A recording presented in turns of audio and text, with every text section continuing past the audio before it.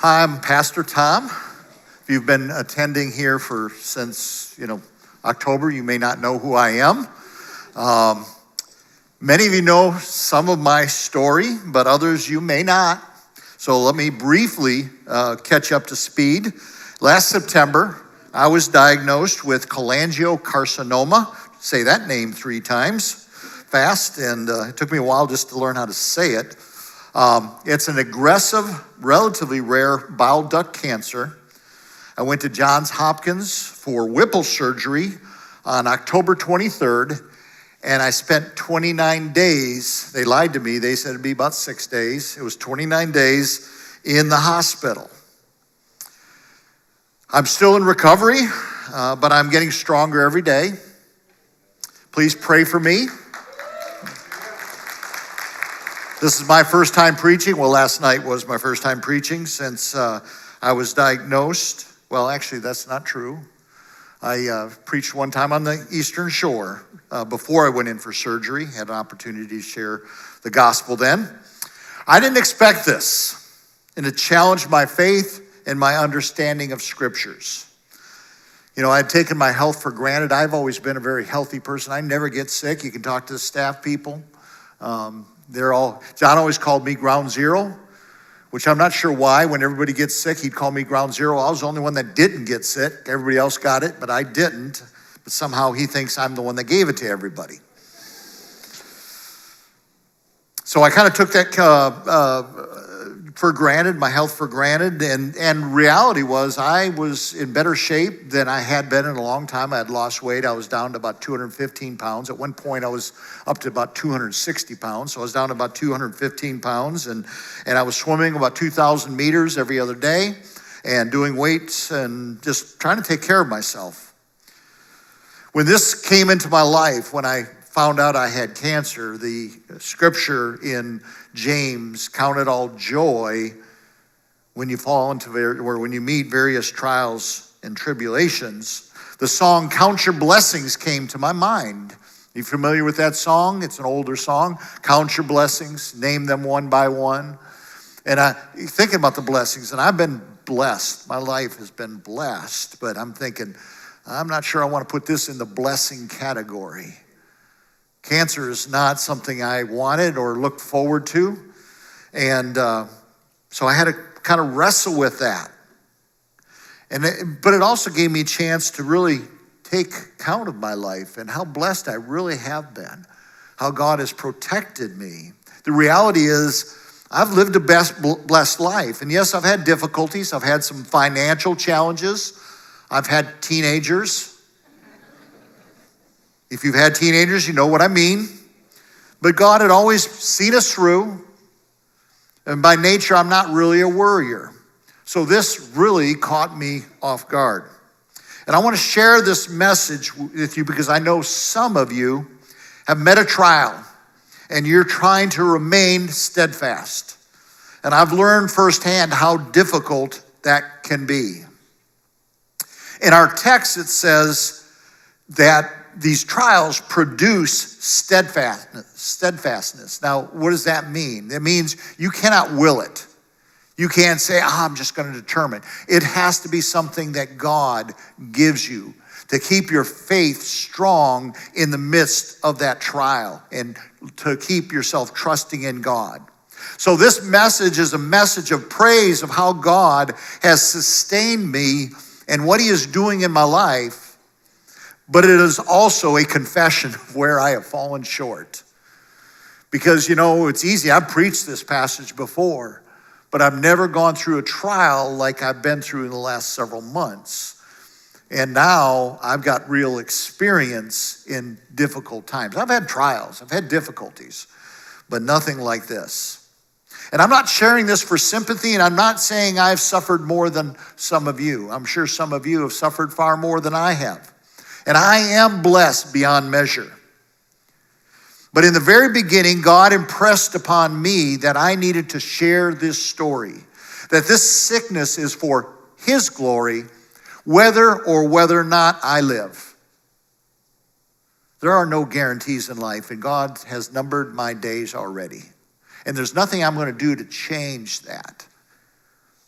I know there are others who are going through trials, and I think of Larry Spencer and all the trials he's been through, and I'm going to talk about him in a little bit.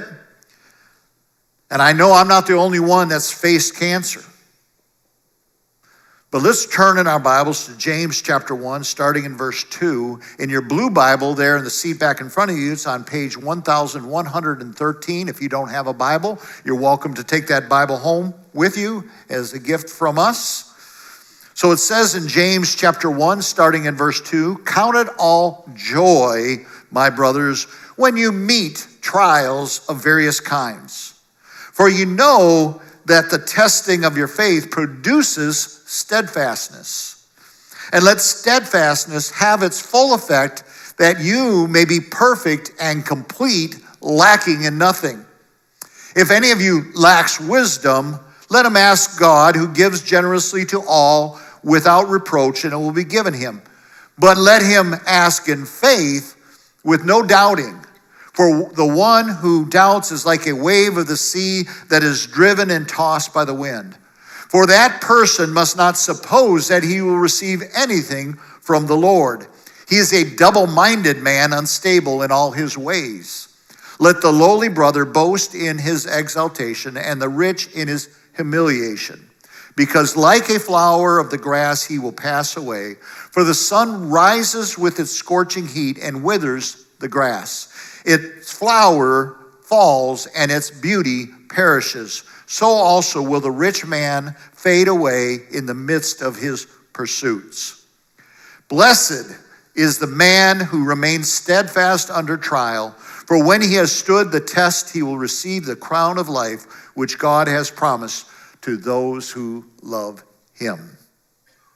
I think the statement, "when you meet trials," is interesting. In the NIV, it says face.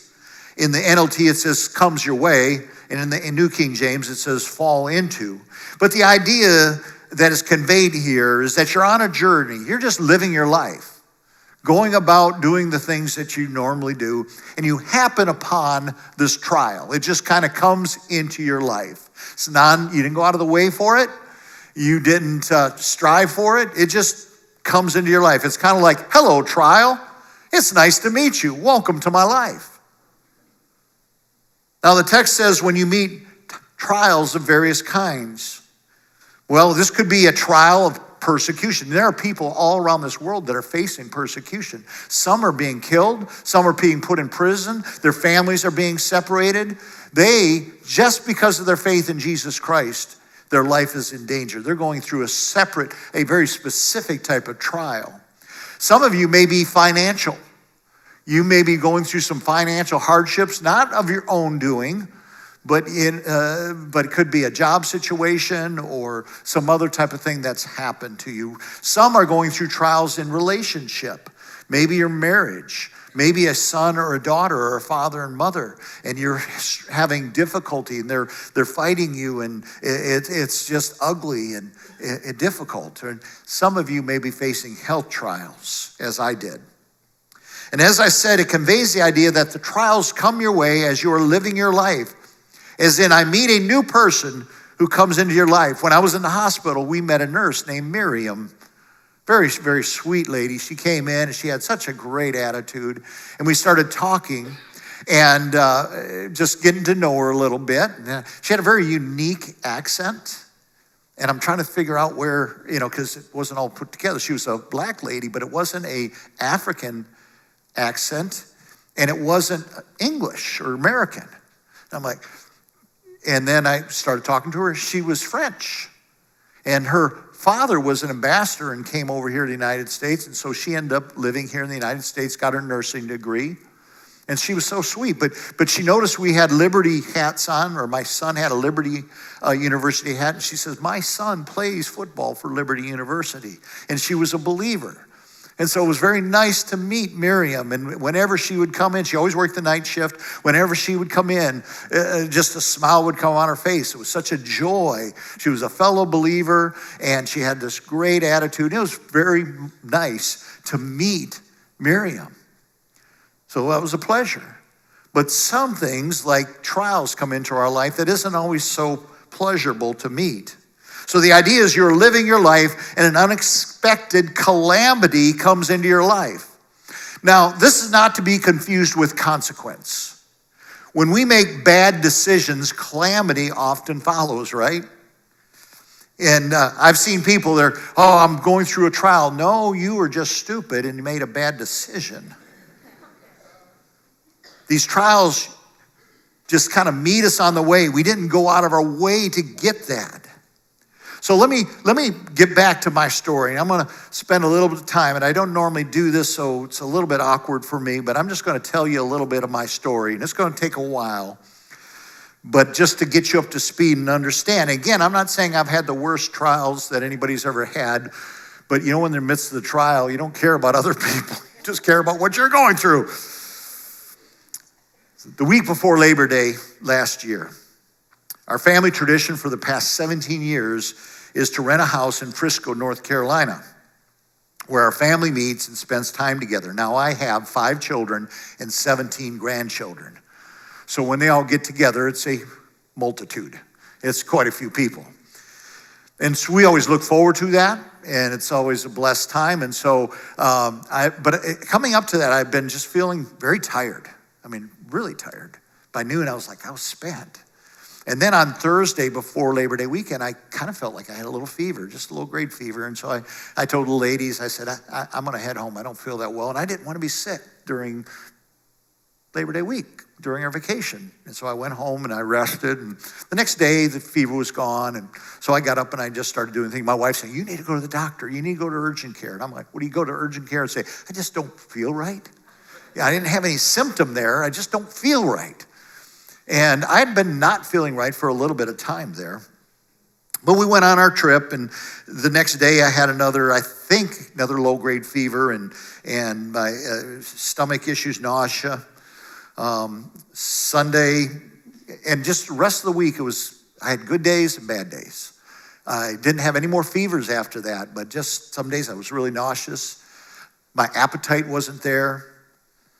And so when we got back from our vacation, I got an appointment with a physician, but I got on the what do you call the thing you weigh yourself on? The scale, thank you.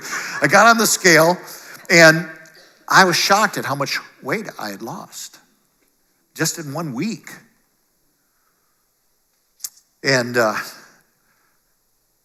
went to see the doctor, and she did a bunch of tests, and my liver enzymes were all out of whack. And I'd just been there in May, and everything was perfect. So just in that time. From that point on until I got diagnosed later in September, I was losing about 1 pound a day. I was at 215. I finally ended up at 165 pounds. I'm back up to 190 now. So gaining my weight back. So we started doing all these different tests, adjusting my meds, trying to figure out what in the world was going on. And finally, my doctor said, well, we need to schedule you for a CT scan. Well, that was scheduled for the following Wednesday, and I made a trip with Jose down to Colombia to go see Larry. And we went down there. That flight, and I travel pretty well. I mean, Jose, we're pretty experienced. We moved pretty quick through the airport and everything else. But you might could testify, man, I was miserable on that flight, just feeling terrible. And then we finally got into my hotel room at 8 p.m. and I just crashed on the bed, and I was exhausted, just absolutely exhausted. I got up the next day and felt better. We did the day, met with people, and and then we went out to eat that night. And while I was there, just terrible again. Stomach pains, nausea. The next day, Sunday, did pretty well. Then we had to travel back. Traveled back on Monday, got back at midnight. Again, just exhausted. It was actually a pretty good day, but just exhausted. And then we had meetings the next day. So I went in, met John and Dan for our executive meeting. And I walked in, and Dan says, "You're all yellow." And John says, "Yeah, you are." And so we had that meeting, and I'm like, well, I got a CT scan tomorrow. Maybe we'll figure out what's going on. So then I got to staff meeting, and sitting there next to Nancy, and all these people start texting Nancy saying, "Tom looks yellow. What's wrong with him?" And so by this time, I'm like, okay, I got to get to the ER room. Something's seriously wrong. I'd known for a little while something was seriously wrong, but didn't have any idea what it was. I thought maybe my meds, because I was on a lot of meds. I was a type 2 diabetic, and I thought maybe something was hurting my kidneys or my liver. But anyway, so I went to the ER, and I called Dr. Keynes. He attends our church, and Michelle, she's also a doctor, his wife, and said, do you know a good GI doctor? Because I got some issues here. And so they got me connected. I went to the ER, and all I know is I went to get a CT. They did a bunch of other tests. They sent me to get the CT. And the CT, you know how they can't tell you, the technician can't tell you anything? The only thing the CT technician said to me is, it's really good you came in today. That's always encouraging to hear. So I got admitted to OBC Hospital, met Dr. Malik, he's really good. He said, we're gonna do a scope. Well, they did me CT scans, MRI, and all those types of things. And then he said, we're gonna go in and we're gonna do a scope all the way down to your small intestine. And so they put the scope down there. And while they're there, they saw the tumor. They put a little bypass around that tumor, because what was happening is my bile duct where it goes into the small intestine was blocked. So that none of my enzymes that my pancreas would produce to help me digest my food could get to my small intestine. So basically all the food I was eating would pass without being digested. And so I was getting no nutrition. I was living off of my body, my fat and my muscle. And by the time I was done, I looked like skin and bones. I had no muscle left. And anyway, so the doctor came out of that and he said, you've got cancer. You've got cholangiocarcinoma. And I can't in the church say, he said, you are facing a big surgery. I'm like, oh, that sounds like fun. So that Thursday was when I had that procedure done. They sent me home. And I got home and I was exhausted. All my kids had come. They just dropped what they were doing, took off their jobs, and they came and they spent time with me in the hospital. And so at this point, I finally went home, and then they went back to their houses. And I went to sleep because I was exhausted. And I slept till about 2 in the morning. And I got up at between 2 and 3, and I couldn't sleep. My son was driving back to Lynchburg at the time because he had left that evening, and he was driving back to Lynchburg. You know how we all decide we're going to become doctors through Mr. Google? I had not really done any research on the cancer I had, so then I went to my little handy dandy thing in my hand there, my phone, and I looked up cholangiocarcinoma. And I was shocked. It said I had a 20 to 25% chance to live another 5 years. 20, 25% survival rate at 5 years. And then, you flip through Facebook and do all the different things, and I see a quote from Voddie Baucham, a great theologian, if you ever listen to him. And he says this: sometimes God is glorified when sick saints get well, but more often than not, God is glorified when sick saints die well. Voddie Baucham died that day.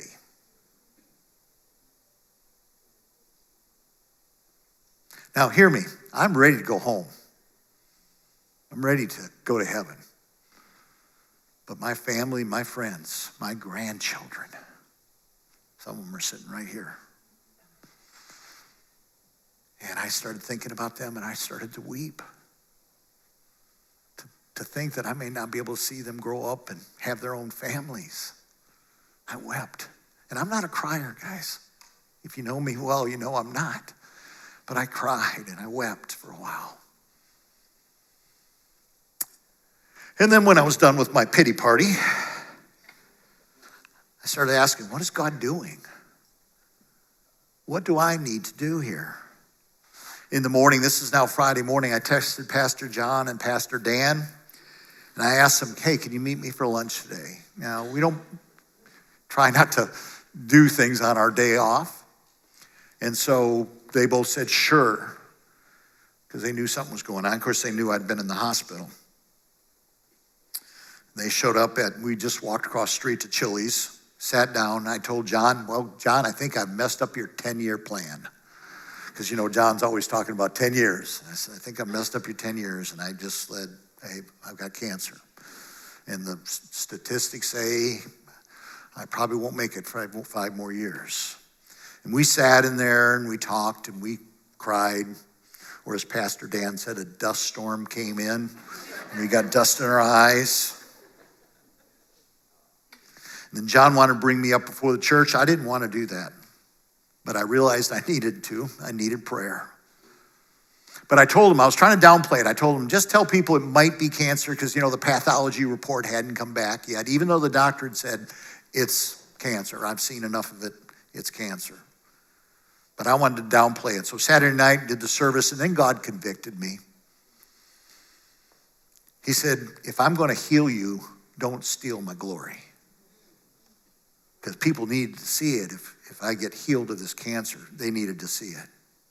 I didn't really want anyone to know how serious it was. I hadn't even told my wife. I had done the deep dive, she hadn't. And so she had no idea how aggressive, how bad this cancer can be. The next morning I told John to be more specific, though I still didn't mention the type of cancer. If you were there that morning, you heard me say, I believe in the verse, all things work together for good, and I do. I absolutely believe that. And I said to you all, I know God has got this. But what I meant by that, and what I've had numerous people come up and say, God's got this. And what they're saying is, God's going to heal you. I've been a pastor too long. I prayed for a lot of really good people that God did not choose to heal.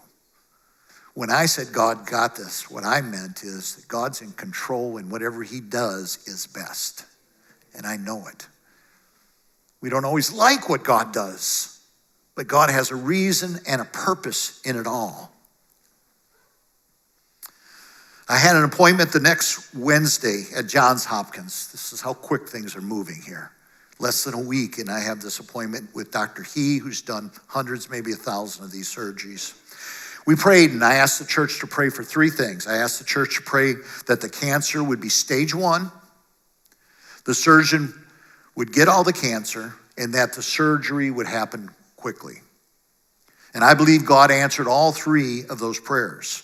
My surgery was scheduled for October 28th, just short of a month away, which I would have preferred it to be a little sooner. I wanted to get it over with, but I was happy with that. A few days later, they called me up and said, hey, could you do your surgery on October 23rd? I said, yes, I can. My daughter had already scheduled her flight from Colorado to be here, but she'll figure it out. God had come through again, taken another almost week off. In the meantime, Nancy's father was sick and required round-the-clock care, and the family was providing. So Nancy was pulled in 2 different directions. So here's a new trial. So the first one is, hello, cancer, welcome to my life. Now I'm going to call this one, hello, mortality, because he was in his last weeks of life, last month of life. Welcome to my life again. Another trial that we're facing. Nancy's dad, Papa, had been a huge part of our life, and Nancy was very close to him. She had been going and staying with him because he needed round-the-clock care. Now Nancy felt very conflicted. She wanted to be with me, and she wanted to be with her dad. For the next month, Nancy was driving back and forth, whether it was from here to the farm, about an hour and a half, or from Johns Hopkins down to the farm, which was a 3-hour drive, back and forth, all the time anxious that something was going to happen to the person, to one of the people that she loved while she was away with the other one.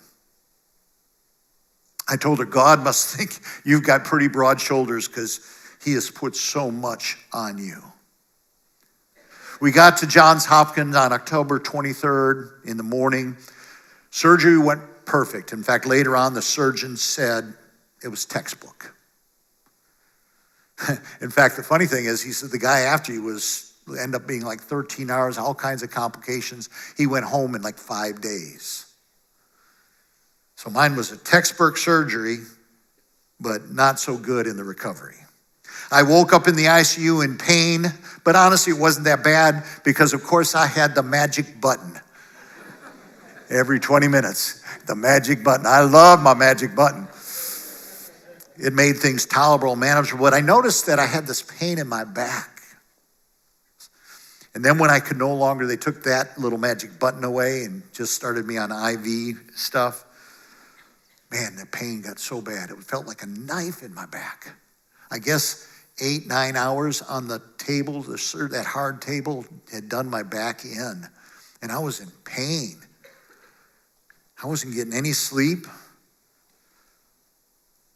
Hello, pain. Welcome to my life. Another trial that I'm going through. Day after day in extreme pain. Then we figured out that my inflatable bed wasn't inflating.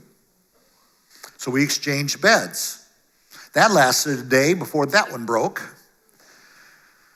I think I went through 3 or 4 beds, and I finally got a bed, which they said was a special needs bed. My daughter said it's because I'm special. But now my back was shot.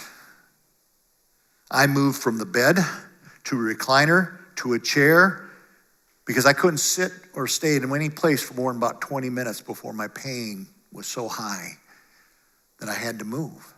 And by the way, whoever invented furniture for a hospital should be shot. If you've ever been in a hospital, there are no comfortable recliners, there are no comfortable chairs, period, anywhere in a hospital.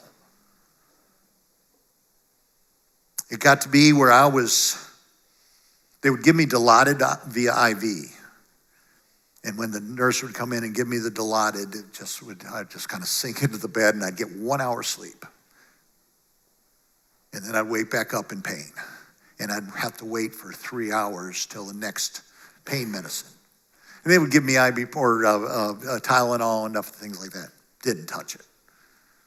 So I'm getting about 3 hours sleep a night, max.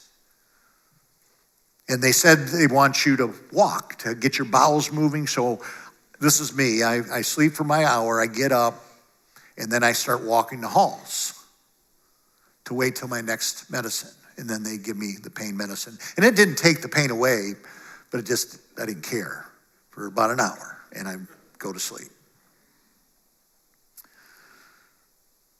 As the doctors are trying to get my digestive system going, because I had an NG tube coming out of the surgery. They finally took that out, thank God.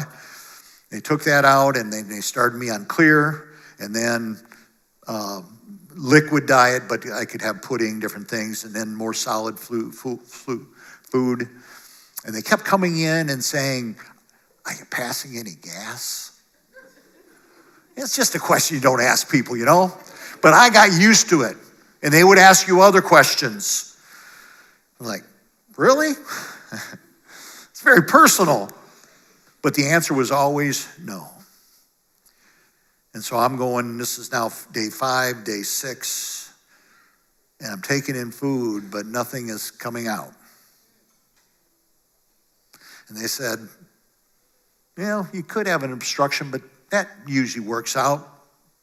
Body just takes care of itself. Hello, bowel obstruction. Welcome to my life. Now I got a new problem.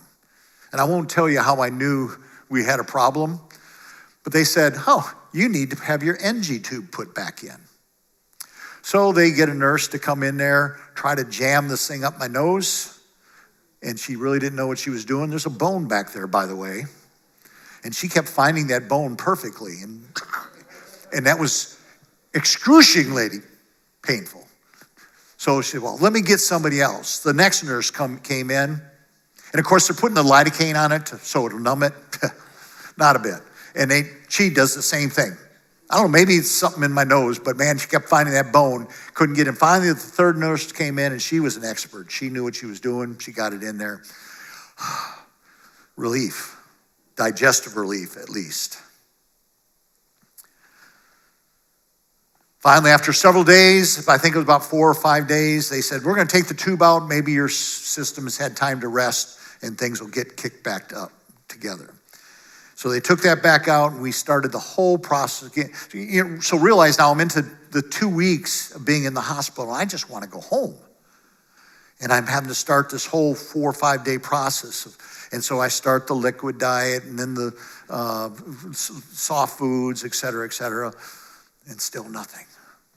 Still nothing's happening. And I got the exact same thing. Everything is sitting on my stomach and I don't feel well at all. I mean, I'm feeling really, really, really bad now.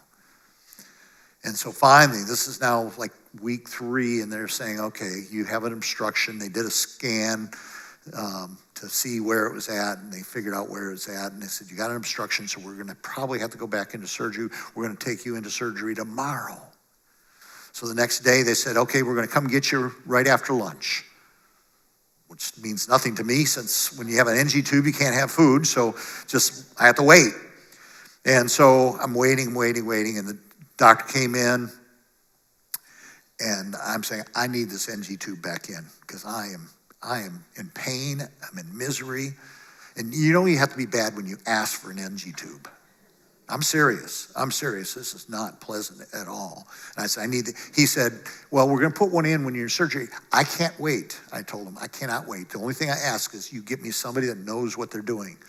And this was Dr. Solomon. He was the resident, and he said, I'll take care of it. I'll do it myself. And he did, and he knew what he was doing, thank God. And I got that. I'm so glad I insisted, because they ended up pushing off my surgery till 1 a.m. So I'd have been all day, and I'm sure I would have vomited and many other things there. But I finally got to that.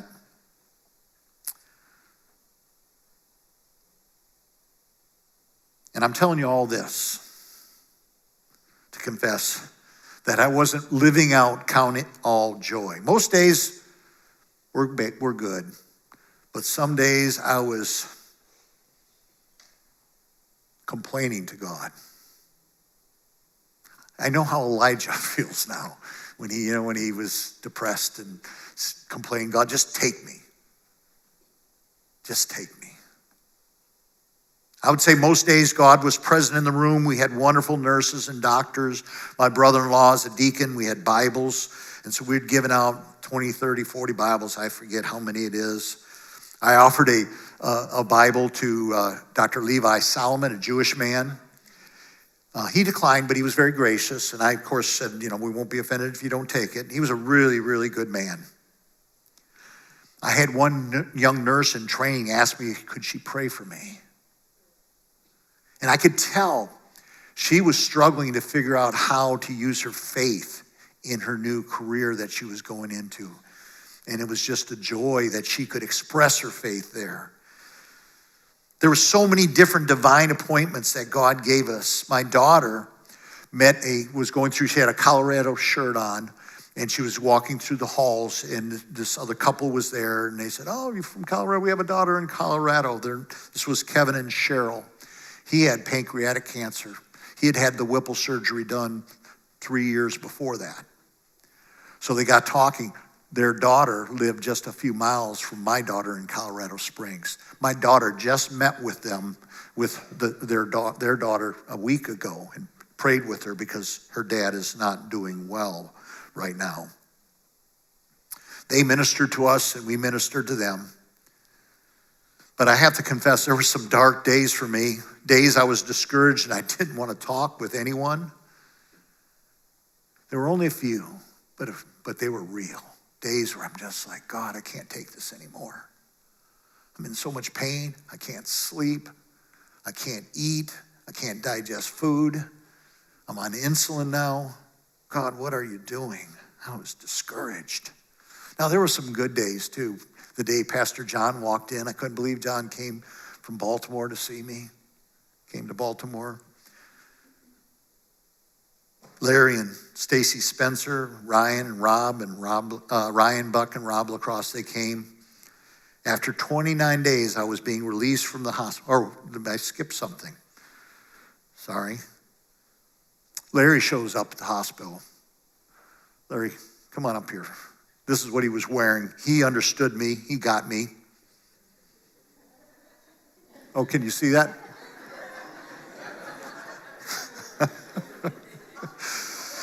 He was rubbing it in.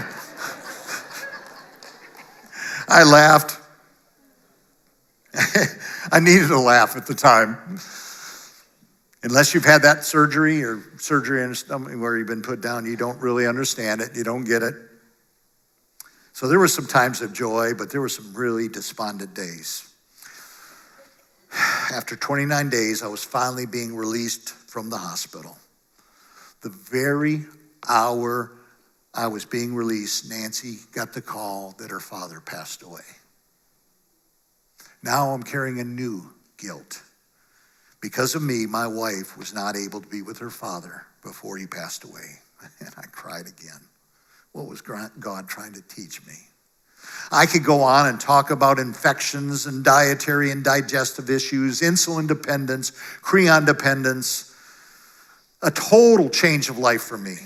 I can't just take a snack anymore if I don't have my Creon with me. I will pay the price. I think it was last Saturday, it was 2 Saturdays ago, I had broccoli beef, the Chinese dish, and I was in agony from 2 till midnight because broccoli's high fiber, and my digestive system doesn't really like fiber or fat anymore. What's my point? Trials happen. I'm not asking for sympathy, and I know that some of you have been going through more than I have. But the point is, you will meet trials. Count it all joy, my brothers, when you meet trials of various kinds. As a Christian, you are not exempt from trials. In fact, you've been promised them. We ask the question, why me, God? Well, when you get blessed, when God does something really cool for you, do you ever say, why me, God? No, we only question God when something bad happens. Some of you may be facing a health trial.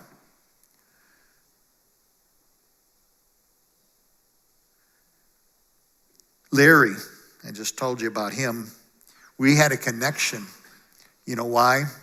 Because I had sat with his wife, Stacy, when he was rushed from work to the hospital, and he had what they call a AAA, abdominal aortic aneurysm. That's usually a killer. He's a miracle right there. I had buried a guy in my church in Rockford, Illinois, with that very same thing. He's a walking miracle.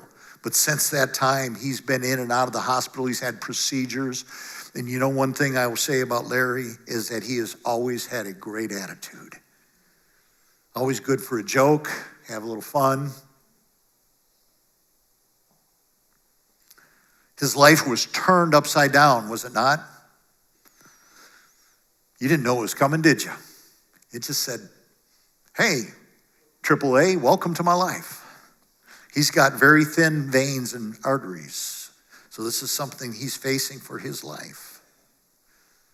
I've known others who have financial calamities. Thomas Lockwood this week went into work and they sent him home and laid him off. He wasn't looking for that, wasn't anticipating it. There are people around the world who are being persecuted for their faith. Some are dying. Families are being torn apart because of their faith. Jesus said in John 16:33, I have said these things to you, that in me you may have peace. In the world you will have tribulation, but take heart, I have overcome the world. You know what? There's nothing we have to fear. Trials are a necessary part of our spiritual growth process. Now again, this is not to be confused with chastisement, which is also necessary. Chastisement is when you've got things in your life that are wrong and God has to correct you. Chastisement is for correction, but a trial is for instruction. It is often a teaching moment, a growing moment, an opportunity to grow your faith. As a parent raising my children, I learned sometimes I had to, as a parent, step back and just let things happen in their life. I'd have to let them solve their own problems. So you will face trials. The second point, how you face your trial matters. If God is purposeful in allowing a trial in our life, then our reaction is important. If our God is a loving God, which he is, then all things he brings into our life has a purpose. Trials force you to answer that question. Do you really believe that God is purposeful in bringing this here? Can I really trust God? Is the terrible thing I'm going through being allowed by a loving God? How can God do this if he loves me? You see, facing it well is required for growth. It says, for you know. That means if you've been a believer for very long, you learn that you're going to go through difficult times, and you learn that you can turn to the God who will help you through that. For you know that the testing of your faith produces steadfastness. We're supposed to turn to him and ask for him. But if I don't turn to God, we know, as Pastor John says so often, you have not because you ask not. What if I resist God? And you can do that. You can resist him in the trial. Fight him in it. Second thing here about facing these trials, facing it well is part of God's process. It says, and let steadfastness have its full effect, that you may be perfect and complete, lacking in nothing. The let means we can cooperate in this process, or we can resist the process. Full effect, I can grow from a trial, but not learn the full lesson God has for me. Jacob in the Old Testament is a great example of an Old Testament man who wouldn't learn the whole lesson. And he had to go through it time and time again. Listen to 1 Peter chapter 1, verse 6 says, in this you rejoice. Here again, trials and rejoicing. Here in this you rejoice, though now for a little while, if necessary, you have been grieved by various trials, so that the tested genuineness of your faith, more precious than gold that perishes though it is tested by fire, may be found to result in praise and glory and honor at the revelation of Jesus Christ.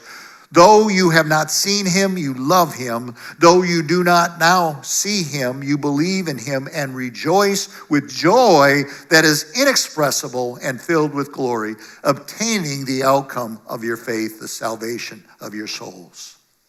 You see, facing it well reveals our love for God. Look at verse 12 of James 1. Blessed is the man who remains steadfast under trial, for when he has stood the test, he will receive the crown of life. God will reward you, which God has promised to those who love him. We glorify God when we go through the trial well. One of the things our goal was through all of this was to show God to people. And we tried to have that in our hospital room, having the right attitude. And sometimes we did well, sometimes we didn't. But Dr. Solomon said to my wife, who had 3 young girls, she said, I hope my family is like your family when they grow up.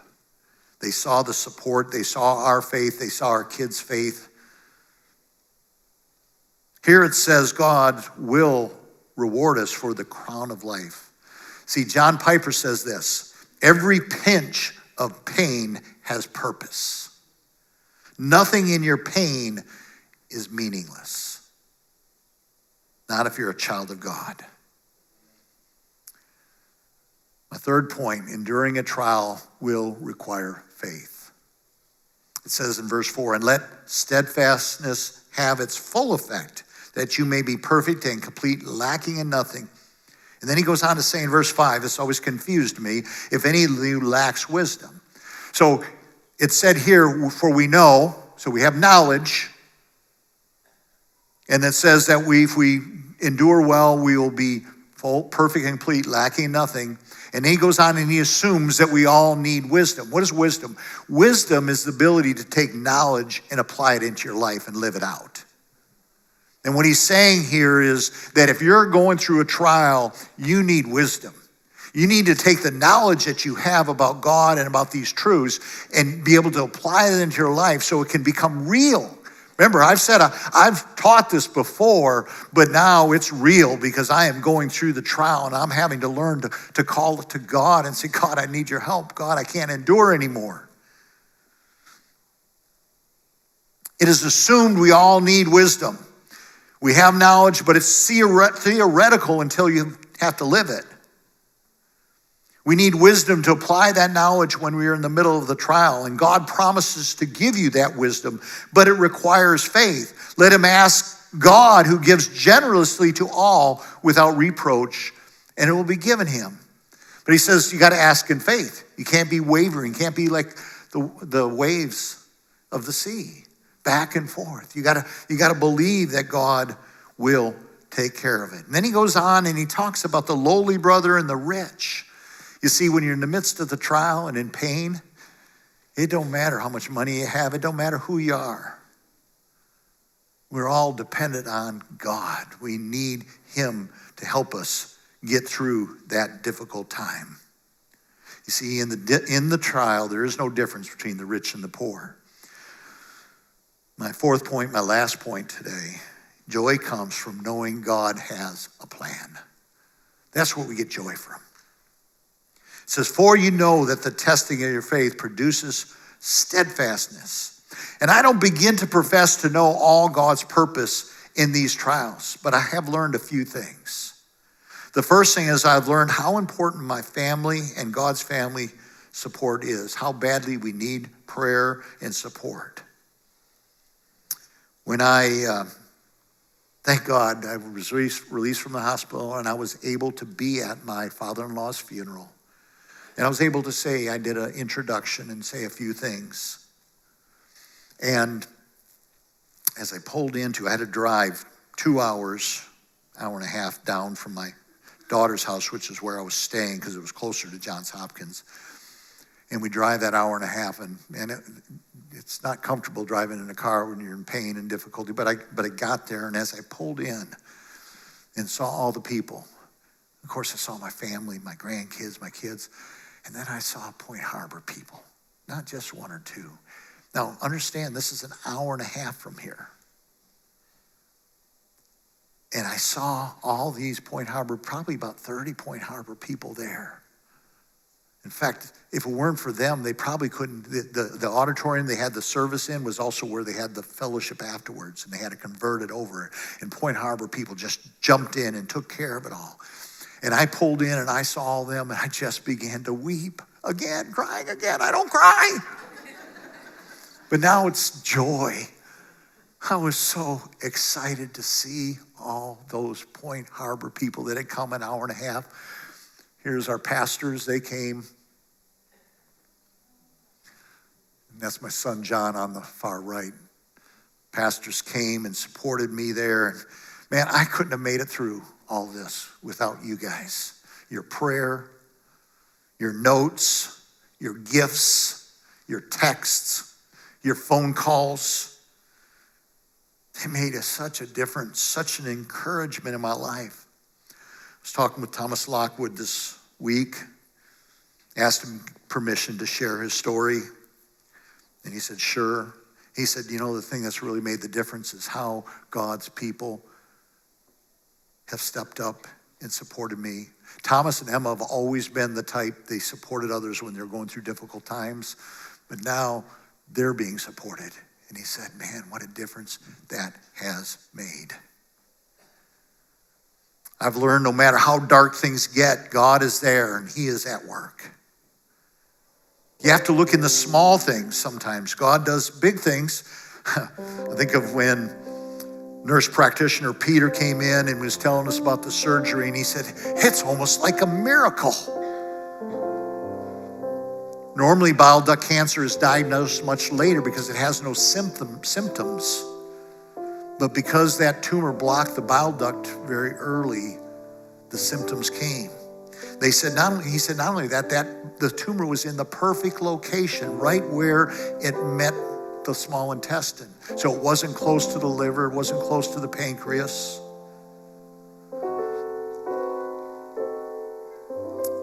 But more often it's in the little moments, the attitude changes in the nurses and doctors, the divine connections, the timely visits. You see the hand of God. I've learned that when God works through trials, you will be changed. You'll be marked. You'll be scarred even. I have some scars right in this area. Life-changing. Like I said, I'm on insulin. I'm on Creon now. I love food and I love to eat. Man, this has put a monkey wrench in that. It's interesting, in Genesis chapter 32 and verse 30, it says, "So Jacob called the name of this place Peniel, saying, for I have seen God face to face, and yet my life has been delivered. The sun rose upon him as he passed Peniel, limping because of his hip." You know the story. Jacob wrestled with God one night and said, "God bless me." And God said, "No." And he wrestled with God, and God pulled his hip out of socket. Now, he went away, God blessed him, but he had a limp the rest of his life. Dr. Dan Allender, in Leading with a Limp, said, "Jacob's story shows that God intends to wrestle with each one of us in order to both bless us and cause us to walk and lead with a distinctive frailty." What trial are you going through today? Are you embracing the trial? Are you cooperating with God? Are you looking for God? You may be going through a trial so that you can help someone else, as Larry was able to help me. There's others that have gone through similar trials that have reached out to me and helped me. Cheryl and Kevin at Johns Hopkins, we prayed for them, they prayed for us. We're still keeping in contact with them. We're going to do something here. There may be somebody, and this wasn't planned, but I'm going to ask for pastors to come forward. If you're on the prayer team, I'm sorry I didn't let you know, but maybe you're just going through a trial right now and you need somebody. Trust me, we don't like to admit when we're going through trials or when we need help, but you need it. You need people from. I'm going to ask the pastors to come forward, and anybody in the prayer team, if you can come forward. If you just need to take a few minutes to come to this altar and pray for whatever trial you're going through, let's just bow our heads for a moment. Because I know there are people going through trials right now. Unless you might be like me when John said, "Hey, we're going to have you come forward for prayer." I'm like, I don't really want to do that. I don't want to talk to people about what I'm going through. But I realized I need it. If God is working in your heart right now through a trial, just come forward and have a time of prayer. Ask God for help.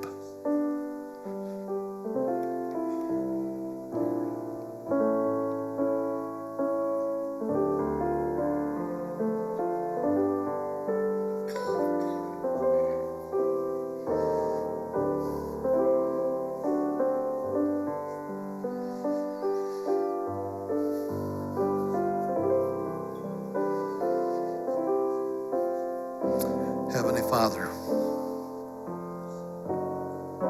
I know how you've helped me, and I know how you're still working in my life.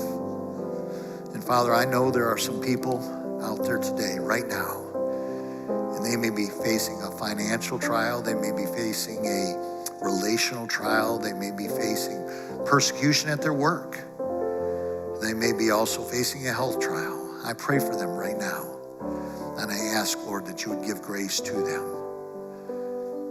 Father, I thank you for what you have done in my life. And I ask, Lord, that you would just, if anybody else is facing a trial, Father, that you would help walk them through this trial, that they would grow and learn from you.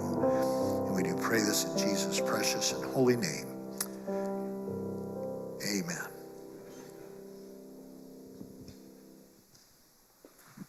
Good morning, everyone. Give it up for Pastor Tom.